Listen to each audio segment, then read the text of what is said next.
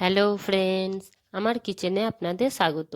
আজকে আমি এই ভিডিওটাতে বাড়িতে কিভাবে ভেজ মোমো বানাবেন সেই রেসিপি আপনাদের সাথে শেয়ার করব। তবে দেরি না করে চলুন ভিডিওটা শুরু করি। এখানে আমি 250 ময়দা নিয়ে নিয়েছি, একটু লবণ দিয়ে দিলাম, একটু তেল দিয়ে ভালো করে আগে এগুলোকে আমি মিশিয়ে নেব। এমন মিশাতে হবে যেন এইরকম ডেলা পেকে যায়।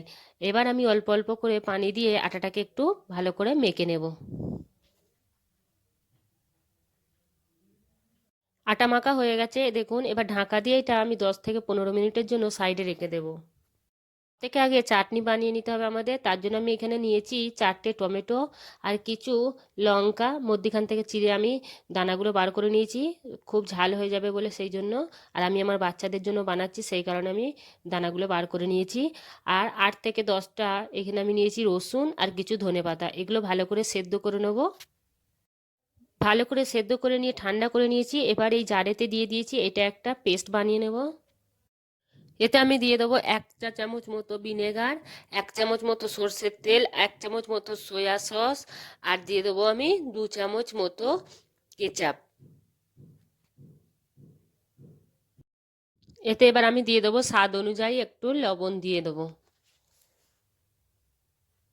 আরও একবার মিক্সিতে আমি এটাকে ঘুরিয়ে নেব। আমাদের চাটনি একদম রেডি হয়ে গেছে দেখুন।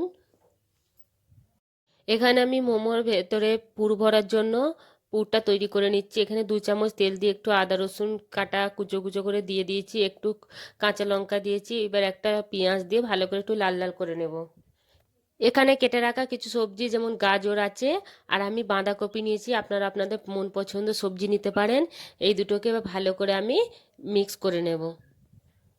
আমি একটু ঢেলে দেবো সয়া সস আর একটু স্বাদ অনুযায়ী লবণ দিয়ে দিয়ে এগুলোকে একদম নরম করে নেব। 70% মতো হয়ে যাবে সেরকম আমি নামিয়ে নেব। আর একটু ভিনেগারও এতে অ্যাড করে দিলাম। পুরটা একদম রেডি হয়ে গেছে দেখুন। এবার নামিয়ে নেব এটা। ছোট ছোট করে গুটি কেটে নিয়ে এইভাবে একদম পাতলা করে বেলতে হবে। আর এর ভেতর আমি পুর ভরে নিচ্ছি। আর এইভাবে মুড়াতে হবে। মুড়ালে একে অপরের সাথে এইভাবে মানে চিপকে দিতে হবে, তাহলে এইভাবে মোমো শেপে চলে আসবে দেখুন।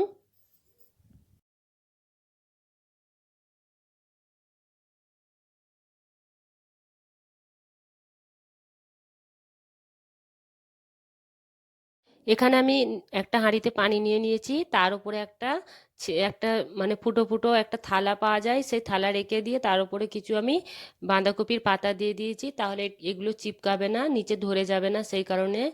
আর এগুলোকে আমি ধিমে আঁচে 15 থেকে 20 মিনিট পর্যন্ত রেখে দেবো।